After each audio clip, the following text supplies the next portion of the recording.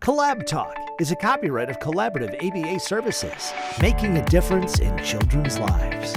Hi everyone, welcome to CollabTalk, a new talk series by Collaborative ABA Services that provides information and resources about autism and of course everything in between. I am Alicia, the founder of Collaborative ABA Services, and with me we have some of our always amazing team members. Team? I'm Katie, I'm an occupational therapist. I'm Bree, I'm a BCBA.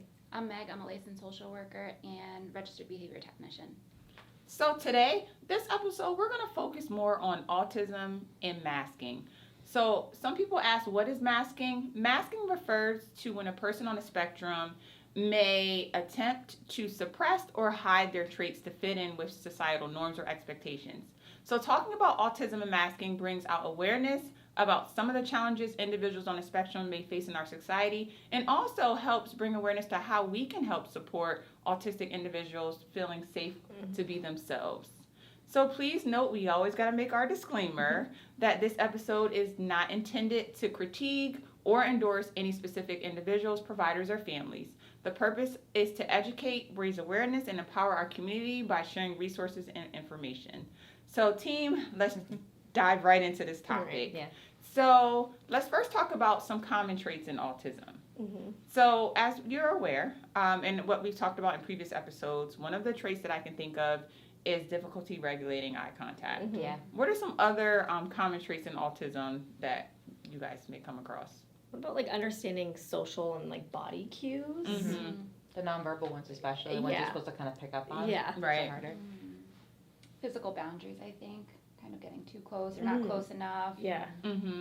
Or even like difficulty engaging in those back and forth conversations where Yeah. sometimes, it might seem that the conversation is more one-sided, where Right. the person might only respond based by direct questions that are being asked of them. Or if you bring up their favorite topic, it's like they want to talk about that topic. Like word vomit. And it's just Yeah. about them, and you're just like, I also think like literal thinking too. Like Yeah. sometimes picking up on those kind of, I forget what they're called, but like those kind of play on words things where they're socially idioms? different. Like, it's, Like idioms, yeah, like it's yeah. raining cats and dogs, like Yeah, those kind yeah. of things. Yeah. I think sometimes individuals with autism can be very literal or Yeah. very Right. concrete, and it's hard to kind of flex with some of those social things that Yeah, can be more absolutely.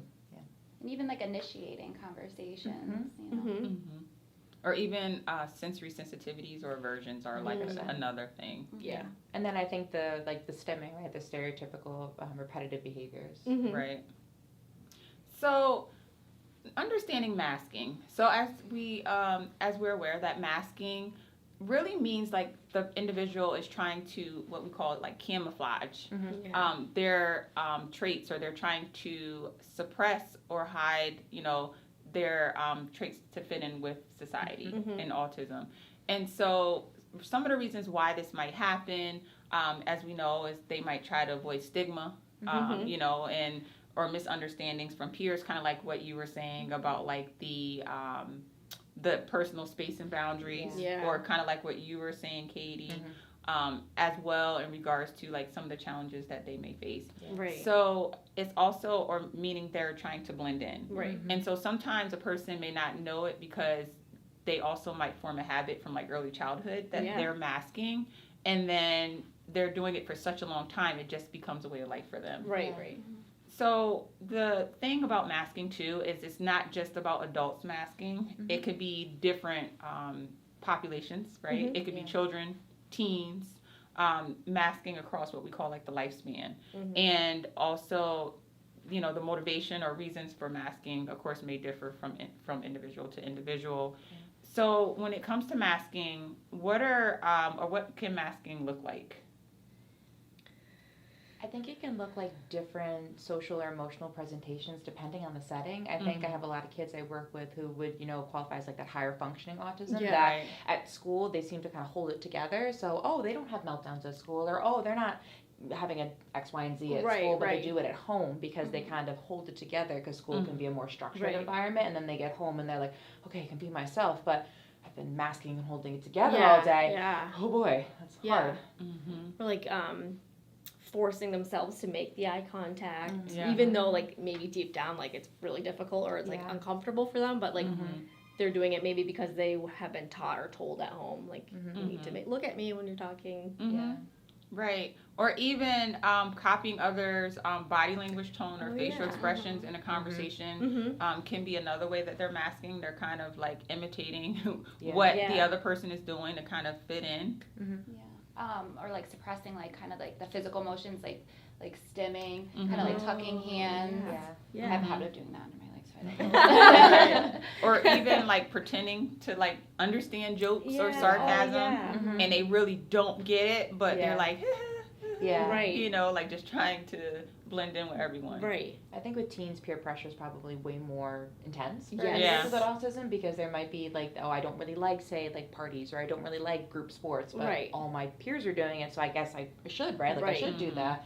And then they can kind of push themselves into uncomfortable positions and be like, oh, but I really don't like this. Right. And I feel like bullying probably plays a part in that too, like, like to avoid that. Bullying, I think too, like with masking, it's either like kind of like a conscious choice or it's something that's taught. Yes. Like, outside of the home, this is, you know, how you should be acting. This is, you know, how you sit, how you talk.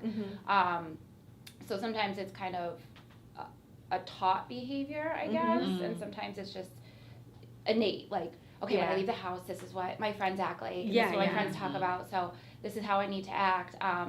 So I think sometimes like parents are like unsure why they're different outside of the house, whereas some have an expectation of how they act outside the house. Or they want their children to fit in. They're nervous about their kids. I know I've worked with younger children who say they do hand flapping or certain kind of stimming behaviors, and the parents are like, well, you know, their peers don't like it. I don't want them to be bullied. I don't want them to stick out. So let's practice, you know, squeezing our hands. Or, you know, buddy, I know you love to talk about trains, but let's talk about something somebody else wants. So the kids kind of try to fit in more because the parents are nervous about it, which is understandable, because being a kid is really tough and bullies can be really hard.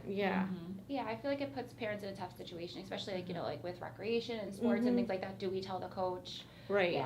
You know, like I don't want them treated different, but they also kind of need to know that we need these accommodations. So it's like a tough spot to be in. And in regards to masking, we kind of start going into like the impacts of masking. And so some short-term effects, it may actually help someone fit in socially, kind of like what you guys were mentioning, or succeed in certain environments. But there's also some long-term costs to masking. So let's kind of talk about what those long-term costs might look like. I think anxiety, right? You know, with like social groups, I talk to a lot of parents who say, oh, my kid has social anxiety. And, you know, after like thinking more about masking, I'm wondering like, are they having difficulty like trying to mask, or do they not want to? Is there a pressure to? So this social anxiety, that's like kind of this growing, you know, underlying symptom of autism. Is masking a part of that? Right. It can also lead to like, you know, like you mentioned with anxiety or like depression or sorts of like difficulties being comfortable with yourself. Because I know that working with young adults who were later diagnosed with autism, they're like, oh, I just thought I was bad at making friends, or oh, I just thought I wasn't fun, right? And it turns out that I didn't enjoy these more social things because I have autism, and it was really hard for me to pick up on those things. So sometimes it can make them feel really kind of crummy, like they didn't know that was hard for them. And you brought up a good point too, like that those that are diagnosed later in life, like sometimes that also the masking can delay that diagnosis as well, because you're so good at masking it. Right. Yeah, and that also brings up a good point, because a lot of times too, like with research, they find that boys are more diagnosed than females, and it kind of might lead to, you know, with female peer pressure and like how society with the females are expected to be more social. That can also contribute to the delayed diagnosis, because females are more likely to mask. Yeah. I also think too, you kind of mentioned long-term effects. It can just be really draining and really challenging. Like you constantly have to be on all the time. Like I know I personally am a very introverted person, but you know, in certain professional settings, I try to be more extroverted because it's important to be relatable to my clients and relatable to my families. But sometimes I come home and I'm like, oh, I'm so tired. I'm talking all day. So much social interaction. Or on the flip side, somebody who's very extroverted and they're you know, kind of taught to keep it in, like it's overwhelming, and then you gotta let it out. But somehow, I'm excited. Right? Yeah. So it's like burnout. You experience like, you know, both sides of it. Like, And also, like what I was mentioning about like more common in girls, it goes into our next topic about gender and cultural perspectives. So as we know, masculine is more often seen in females or women. Another thing about the cultural perspective is looking at cultural differences. So as we know, every culture is different, and like kind of like what you guys were mentioning about the eye contact, like different cultures, you know, they might say, look at me when I'm talking to you, especially at a younger age. And it's kind of like you guys said, the child starts learning like, hey, I have to look at the person because, you know, I don't want to get in trouble, and even if it's uncomfortable for them, and that's kind of unconsciously like they're masking. And I think looking at the cultural norms too for how does that culture, how does that society think of special needs or think of children with disabilities. I know that some cultures, it's not frowned upon, but it's not as open as some other cultures. So I know I've worked with some families that say like, I'm okay with my child having autism, but say extended relatives, I have a really tough time when I go to you know, family gatherings. So like, how can we help with some of those things? So I think being sensitive to those can be hard for some families. Right. So also, let's talk about the importance of authenticity. You know, allowing them to be themselves, and that kind of leads into why unmasking matters. So, you know, with accepting, you know, them to be their authentic selves, you know, we're increasing self-acceptance. We're also increasing or supporting stronger authenticated relationships or authentic relationships. What are some other benefits of authenticity? I think education is really helpful too. I know I worked with a young man, I think he was 13, and he had some really intense stimming when he was really excited. And he went to a birthday party and he was so excited for some of the things. He started jumping up and down. His friends are like, are you okay? And he asked me, and he's like, is there something wrong with me? And I was like, no, there isn't. And if you want to be excited and that's how you express yourself, that's fabulous. If you want to work on toning it down because you would feel more comfortable, then we can do that. So I think educating the individual, if they're available, that they can have the choice. You can choose to be exactly who you are, or if you want to change parts of yourself, that's okay too. Like there isn't a right or wrong way to be autistic. Like, it's your own individual choice. And also, like what you said too, like creating those safe spaces, like you said, allowing them to be themselves without any judgment, and also like support from others. And it also depends on our attitudes and how we as a society treat those with disabilities, and being accepting, being patient, and also being kind. I think like adolescence is a tough age, right? You want to fit in, and you want so badly to have friends, but unmasking allows you to have like those, like you said, those authentic, genuine friendships, people that are going to be your friends long term, regardless if you know you like trains or you know, makeup, like you know, things like that around like the adolescence age. Like if you're into it or if you're not, they'll still be your friend because they enjoy your company. So I think unmasking really like allows for those genuine relationships with peers, and just hard being that vulnerable, allowing yourself to be yourself, which I think, you know, if you have autism or not, is hard for everyone in that adolescence period. Exactly. And I think being kind, like you said, Alicia, is a huge thing. Like, if you're a high-functioning individual with autism and you're masking, you could sometimes get in those spaces where someone's like, well, you don't look autistic. What does autism look like, right? Yeah, and like kind of go down that path. But I think just being kind and supportive regardless of what's going on, I think goes a long, long way. And like when you were saying, what does masking look like, I thought, I don't know, because you're masking. You don't know if you are or not. I was like, I don't know. How successfully are you masking? Right. So what are some practical tips for support? I know from like a parent perspective, you know, we can encourage parents to be accepting of their kids, of stemming, you know, giving them breaks, also validating their feelings and letting them know it's okay to be who they are. What are some other tips for support that you guys can think of? I think being patient and giving space for them to decompress or regroup, if you think of what I said earlier about the school example, like when they get home from school, they're tired, they're exhausted, it's been really hard. So I think understanding that your child might need some extra space to regroup, or they might have a couple more meltdowns if they're younger when they get home because they just kind of want to let it out, and just being aware of that. The inclusive classrooms, like including children with or individuals with different needs and accepting that how they are. I think parents too, like on the school topic, Yeah. kind of communicating with the school, like, this is what you'll see at school. This happens at home. This could happen at home. They don't want to be, labeled. Like, I think labeling is a big thing. Yeah. Kids don't want to be labeled. Yep. Parents don't like labeling, but they still want the accommodation. Right, Yeah. right. So it's kind of having those conversations, like, my child needs this, but we need to be, like, discreet because, Right. the social stigma around it, whether it affects the child or the parent. Communicating with the school, I think, is really important, so that they are supported and successful.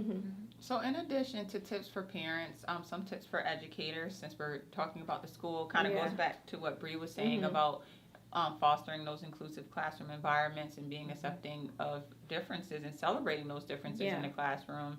And also teaching those character education about kindness and being kind to others and understanding that everyone is unique and that's okay.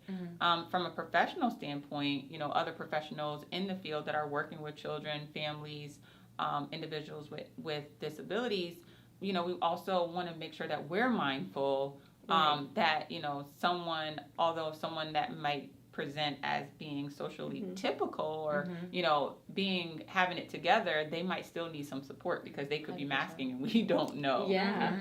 So that's huge.